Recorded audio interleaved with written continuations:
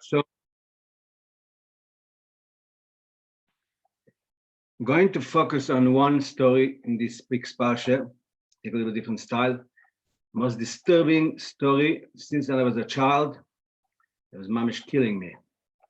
And I'm 100% that every person that learns this Parsha, talking about this section in the Parsha we're going to talk about, is completely disturbed by it. It's Parsha, something that's killing you, doesn't make sense.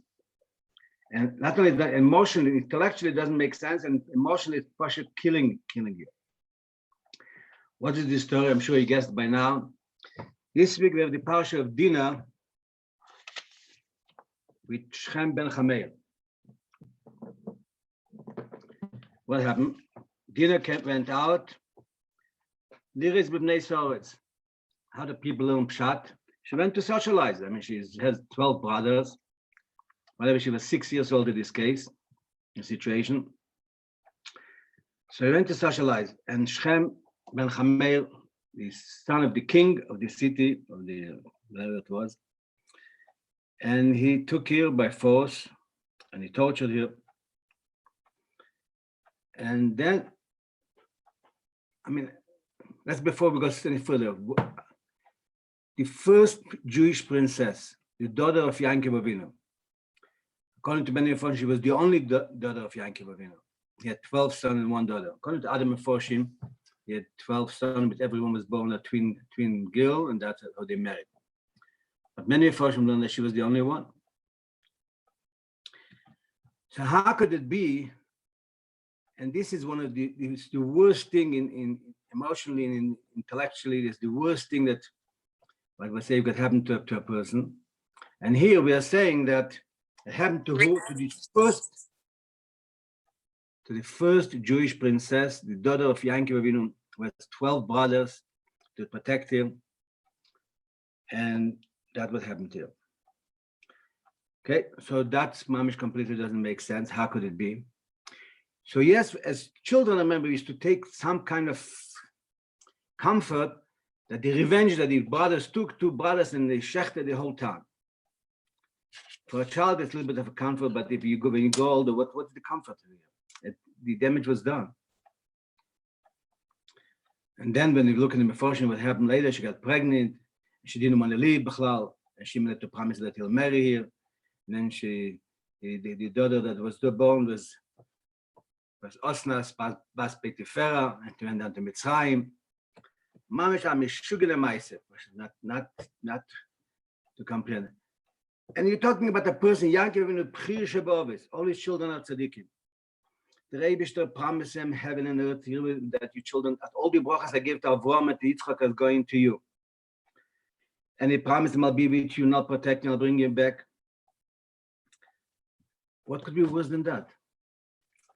And then becomes a faribel between Yaakov and his 2 sons, as he's upset that they did it, that they made him a bad name, they put him in danger. No, shit. I don't work Thursday. Please close the microphone so we could hear on. So with all the promises of the Eibishter, couldn't the Eibishter protect Dinah? And why didn't Yaakov take more protection? When Esav came, he hid her in a box. So at least that means you know that you have to protect her. So at least if she's going out, she must go out with 2 brothers. She must go there. He had servants. If he had servants that he could trust, maybe they should have gone. But he's sending a little girl by herself in such a immoral place. Then when you look in Rashi, why did it happen to Yaakov? I'm not going to go so much in that direction. Because he did not allow Dinah to marry Esau, 6-year-old girl, righteous woman, girl. But maybe she would have made him into Baal Tshuva, and therefore he was punished that she was taken by force by Shem ben Chameir. What kind of logic is that? First of all, Yankov seemed so wise Dinah being punished. Because Yankov was also punished. He also was very hurting but also for the girl, it was terrible. What's the logic of that? And what's the logic of punishing him? Deserves a medal. We give him a medal for that, for protecting you from Esau. That's his obligation as a father, to protect his daughter from bad influence. Maybe she'll make him a Baal Tshuva. Okay, maybe. Maybe that's what it says. Maybe it doesn't say for sure. So what's happening here?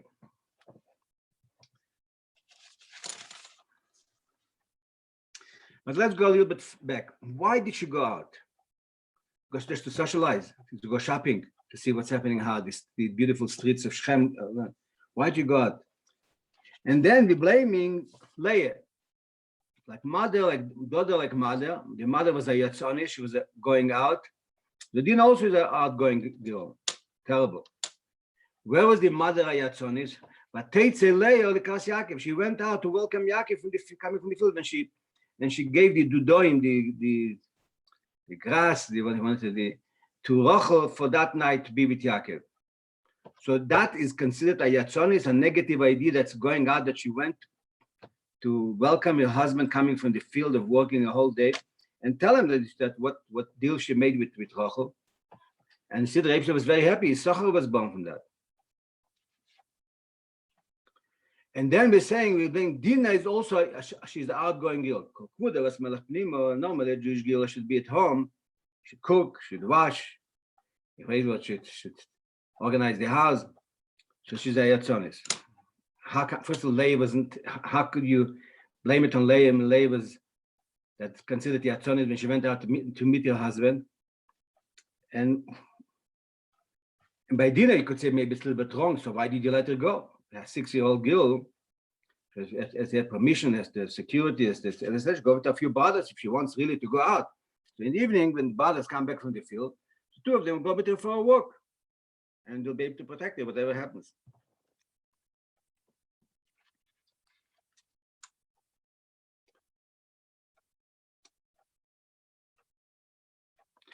Now let's think a second. So what happened when the brothers came back? So they decided they're going to come with a cheating way, and they're going to kill them. So they told them they have to have a bris, because otherwise then we'll marry into each other. And then on the third day they shechted them, two brothers. You know what I mean? For two boys, one was 13, one was 14. Shimon and Levi. Levi was 13 and Shimon was 14. To knock off heads of 1,000 people or to a few thousand people. And then what happened? And the women and the children, they took as servants. They not only, it was a business deal also. They took a few hundreds, maybe a few thousand, maybe slaves from there. And then Yankov is afraid, maybe they'll be attacked by the neighbors. And then it says that, and they was upset with his son, then it said that they were afraid by Yechitas Elikim, and all the goyim around, all the nations around them, and they didn't even chase Yaakov. And it says that the strength that Shimon and Levi took to go kill a whole city, because they're relying on the schusim of Eisi Zokel of Yaakov. They're doing it with the credit card of Yaakov, the schusim. And Yaakov himself is getting upset with them. And then Yaakov took his sword to go ready to fight with them, so they were frightened, nobody came. And again, we're talking about such a spiritual giants and powerful people, and physically. So first of all, you shouldn't have never let it happen. And second thing, why make sure everything? Yankov is a very sincere Yeshua, but he all the time is doing Schwindlach. He brought out the prayer in a moment of weakness of Esau. He stole the brachas from him. With Laban, he said, "I'm his brother. If he'll come with Shud, I'll outsmart him." So the children learned also how to work smart. But why didn't the kids say right away to kill Hashem ben Chameh right away on the spot and then go kill the whole city? Avram went to fight with 4 kings, with a few people. These kids were like, as we see, the two boys were able to kill a whole city. Even they were briest. So it was a briest. I mean, they cannot do nothing, but they didn't. And then they have an argument was say, what do you mean? This is what happened. You're asking why we killed them. Nevola, that was such a terrible thing was done to our sister. So why did they have to wait even 3 days? Why did they make him to breeze them? Breezing is like a Jewish thing. Don't just kill them, and that's all. Okay, so we start with the Erech Chaim HaKodesh. The Rechaim is not in this parsha. The Rechaim is in Parshas Kesselman. And the thing is turning around the whole thing on its head. The Rechaim was a big mikubel also. Here is already a combination of Nigla and Chassidus. So the Rechaim says in Parshas Kesselman Amilchama Leivecha.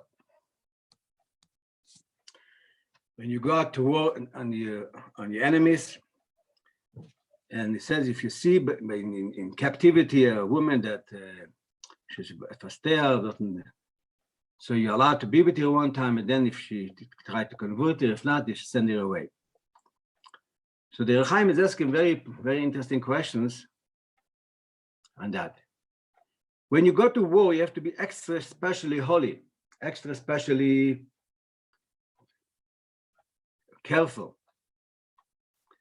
So here, and it comes the Chumash, no, in the war, they're allowed to have, according to Muslim Mephoshim, one time be with a woman from the enemy. Why? So Rashi explains, but Dibra Teira Keneged Yetzirah.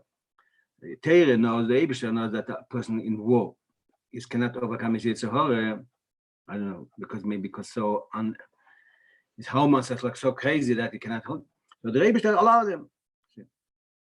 Now, does it make sense? Who created the world? The Eibusher. The Eibusher is creating the world every moment. So he created the world for keeping Torah mitzvahs. So what are you telling me that the nature is stronger than the Eibusher command? So create the world that a person could overcome. It should be easier for him, not harder for him, because he wanted to be holy, he wanted to be in the world.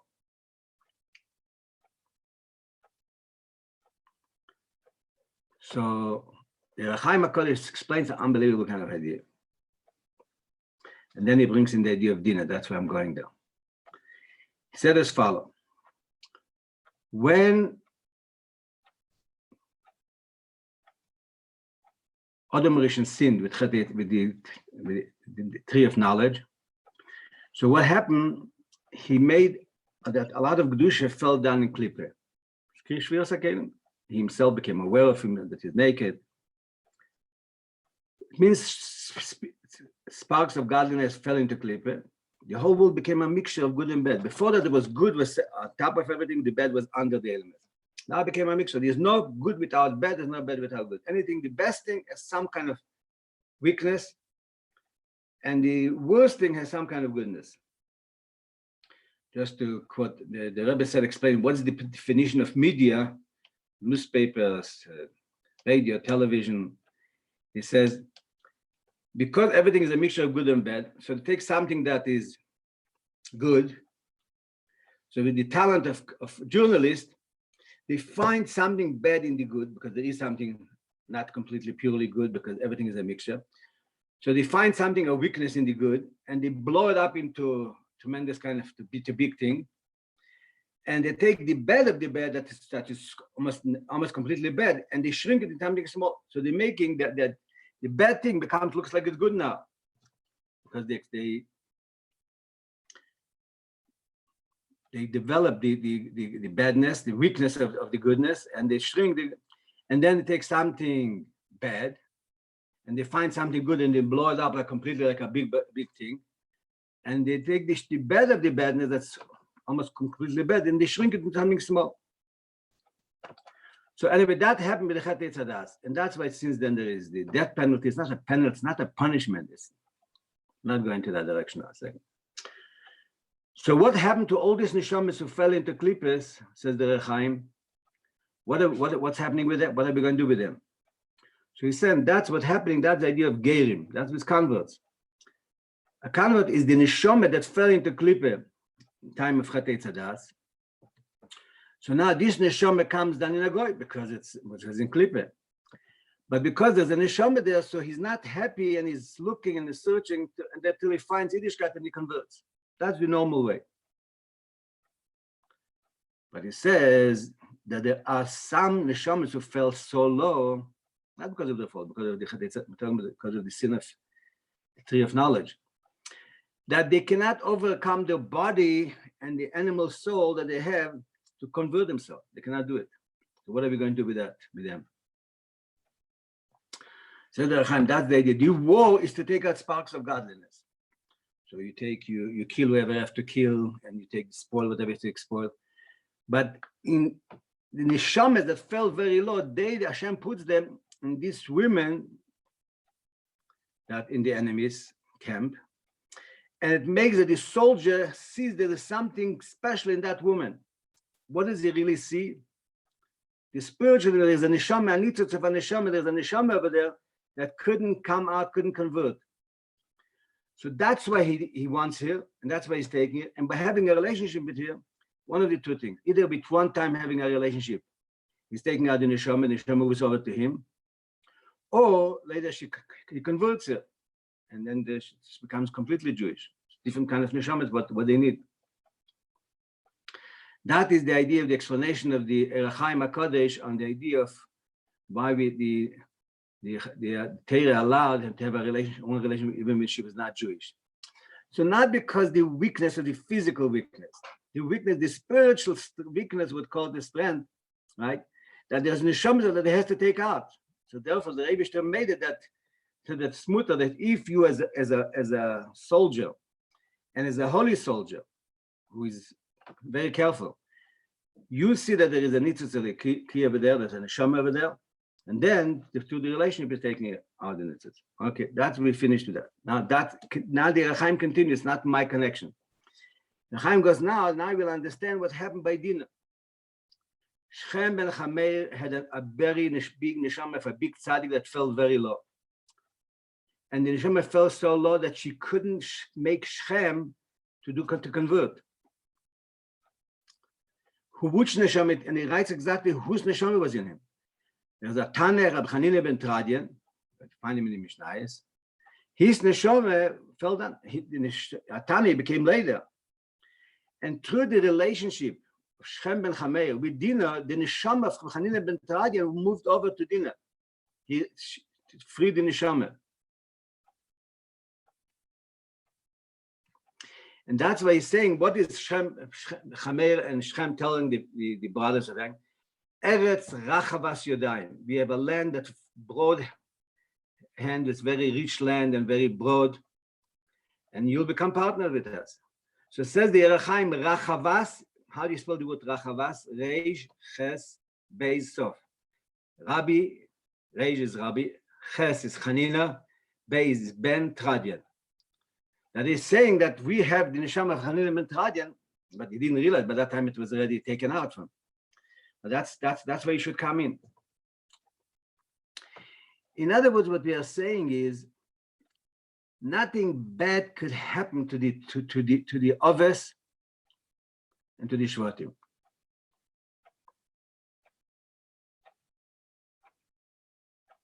Everything is happening for the good. So the question, if it's happening for the good, that's some good. So why didn't he organize that plan Chatchila? So again, let's go back to the idea of Esav wanting to have Leah, and Esav could have a problem. Dinah would have a problem with Esav, with making him a Leah is a Yatzonis, doesn't mean she's an outgoing person in a negative way. Yatzonis means a positive Yatzonis. Why?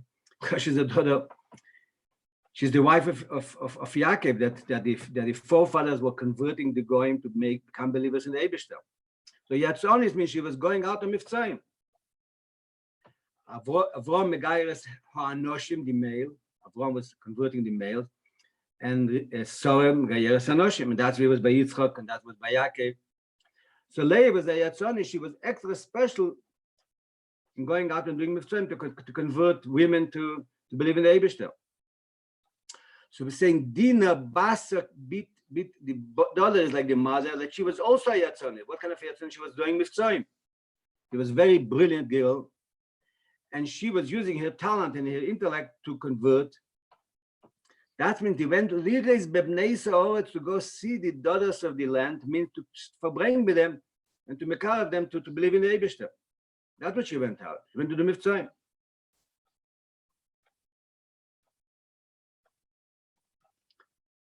And she wanted to make out of the daughters. So the Chura, but the terrible thing happened. By the end of the day, she got cut by Shechem and Chameir. She couldn't make out of the girls.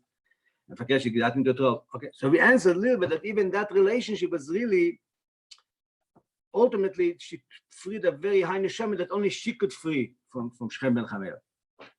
But what's about her plan to mekarev all the girls?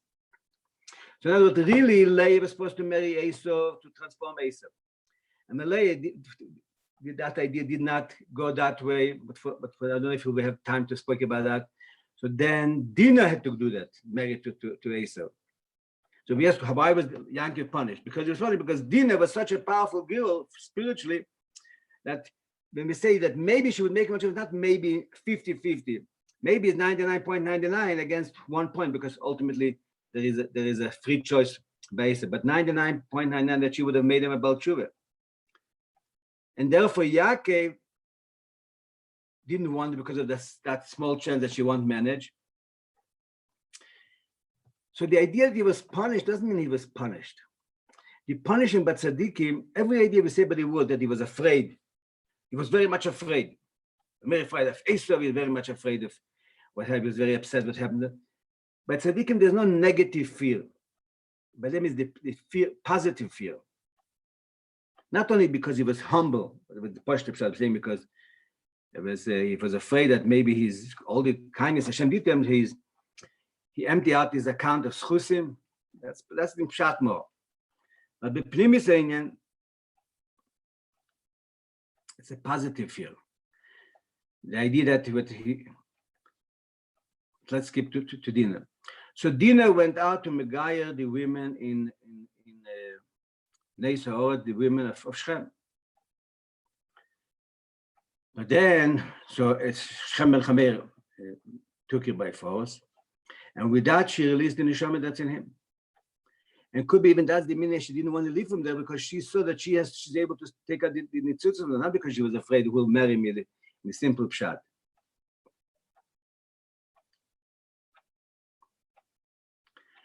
But then the Rabbi brings that unbelievable point. What happened? The boys, Shimon and Levi, shechted the whole town. That means there was no more sparks of godliness. Just like Moshe Rabbeinu, when he killed the Egyptian, like and he looked in both sides, said, if anything good will come after ever in history. He said, no, there's nothing there. So he killed them. So they also saw there's nothing in the male. There's nothing good, there's nothing anymore left over to take out. So they killed them. But what did he do with the women and the children? They took them as servants. What? Not because just a business deal. Because in the women there was still sparks of godliness, and they took them as maids, and that when they made them into believers, to believe in the Eibishter. They didn't work for Shimon, for our forefathers, for Yaakov, and for his children, just to work. The main thing was to mekarev them to believe in the Eibishter, and they were successful. So what comes out, Rabbi is saying that Dinah's plan to mekarev all the girls was successful. Not the way she thought it was going to go, but in another way, all the girls of Shechem, and all the children of Shechem, all the women of Shechem, were niskarev to believe in the Eibishter. And it happened externally in a negative, in a painful situation, but really behind the whole thing was the idea of the birur, the nitzitzis of transforming it. But really, that is the microcosm of the whole of Jewish history. That our Aveda, why are we in Golus? So the simple pshat why we are in Golus because we sinned. Hashem said, "Take you to Golus, go out to Golus." That's a very external and very sisters pshat, very external. The real reason why we are in Golus because there is sparks from godliness, and we have to go on to elevate this. Pick out all the sparks. Now the Rabbi said we finished it. Now time Mashiach has to be revealed himself. But the whole reason why the whole of Golus, we were in Golus, is mainly to do the Aveda Mevarad in the Tzeitzis over there.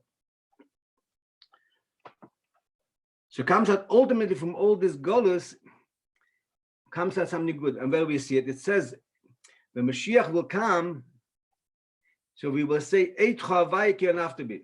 We'll thank the Eibishter for all the hardship, for all the challenges, for all the pain he gave us.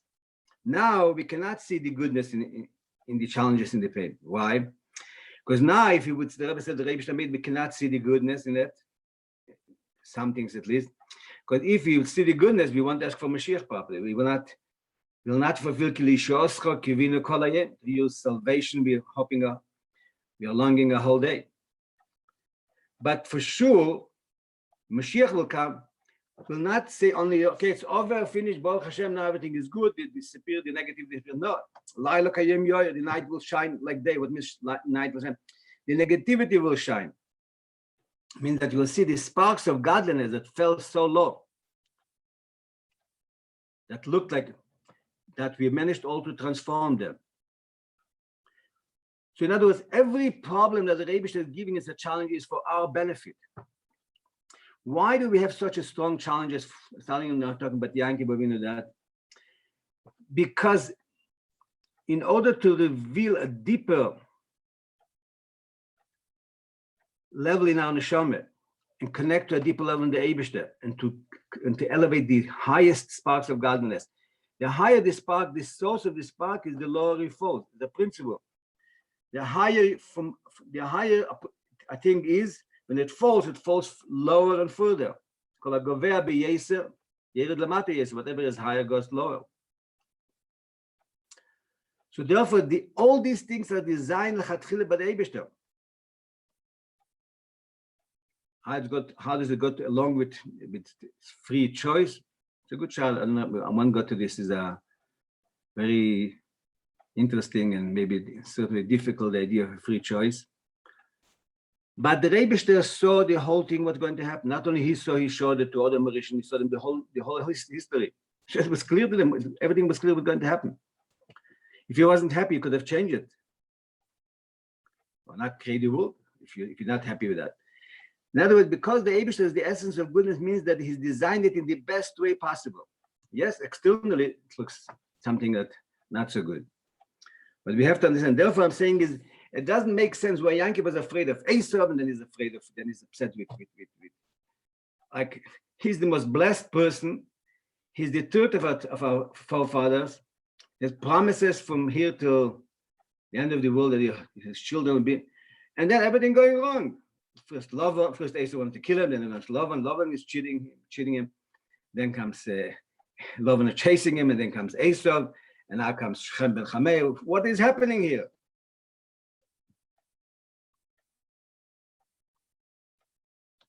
So we have to understand it's all coming, that is all part of the Eibishter's plan. In other words, that what Leah did not marry Esau. If Leah would marry Esau, we will save all this aggravation. Why did it happen that Leah did not marry Esau? And why it happened that Dinah did not marry Esau? And that explained the question that I asked last week and I didn't answer. Why was Rochel afraid if she doesn't have children, she'll have to marry Esau? That means that Yaakov has to give her a divorce. She'll have to go marry Esau. What means, first of all, if she doesn't want, she's already a married woman. What means even if you're divorcing her, she doesn't have to tell her where to go. And second thing, Yankee for sure would have kept her as a fourth wife just to protect her from Esau. Why was she afraid that she'll have to fall in the hands of Esau? The explanation is very simple. Because we had to mevar Esau. There's no question. The ideal is to mevar Esau. Esau represents the whole world in a certain way. I mean, love and Esau between both of them. That Yankee finished the Bilurim and Lavan. He had to mevar Esau. How it's going to happen? So plan A was Leah. Plan B was plan A was Leah. Yeah. Plan B was Rochel. Plan C was Dinah. Plan E is the Bilurim from what we're going to Golus. I saw the Rebbe writes a frightening thing. It says that the Jewish people in Mitzrayim were sank into 49 gates of impurity. If they would stay there for one more moment, they wouldn't be able to take it out because it would be completely, they would become completely in the essence of negativity, it wouldn't be able to take them out. So just one question on this side. What does it mean the Rebbe cannot take us out? The Rebbe can do whatever he wants. But that's not the point. That's maybe one day to get to that. But the Rebbe is saying that now we're in Golus, we sank into the 50th gate of impurity. And we will come out from that Golus. Why? Why over there they couldn't come out? Because over there was before Matan Torah, so the essence of the Jew wasn't completely revealed. But now when we had Matan Torah and we had all the Aved of the Mesiras Nefesh and all the Aved of all the generations, we revealed the essence connection where a Jew and the Eibishter are one. Not they are connected, they are one. Yisrael v'Kodesh B'richu kul echad. The Jew and the Eibishter is absolutely one. And that was revealed to all the challenges and all this hardship to be able to reveal that. And that's why this whole story of Dinah, if you're looking at it in completely way that it happened, it was challenges, it was painful, but there was only the positive of pain, not the negativity. In other words, if somebody is in pain, but he knows for sure it will be good, then the pain becomes a driver for good. Like Baal Tshuva, Mokin Baal Tshuva, in the answer they can more because the pain of the Averis lifts them up even higher. So we want to show that now we finished all the Birurim and we are ready to be redeemed completely. To need the revelation of Mashiach today is Yud Kislev, the day of the marriage of the Rabbi of the Rebbetzin. So I just wanted to give you a test. You don't have to answer in your head, and then I'll give you the answer. Where do we find in Torah, in Chumash, that the wedding of a Nosei Adair is like a very big thing. It's an unbelievable big thing. So you see it clearly. Came to Yitzchak's marriage, a whole 65 psukim, talking about the Shidduch and the marriage of Yitzchak and Rivka. Comes to the Chassidus of Yaakov, a whole Maise with chasing and sending him away, and they're coming to love it. A whole Maise also. You see that the marriage of a Nosei Adair, that's the marriage of ultimately of the Eibishter with Eden. That we, the Jew and the Eibishter, becomes absolutely one. So the Nisuin, ultimate marriage between the Eden and the Eibishter, says it will be when Mashiach will come. Till now, it's all our engagement. So it should happen immediately now, today. Chaim calls the Mashiach now. Amen. Thank you. Thank you. Shavuot. Thank you.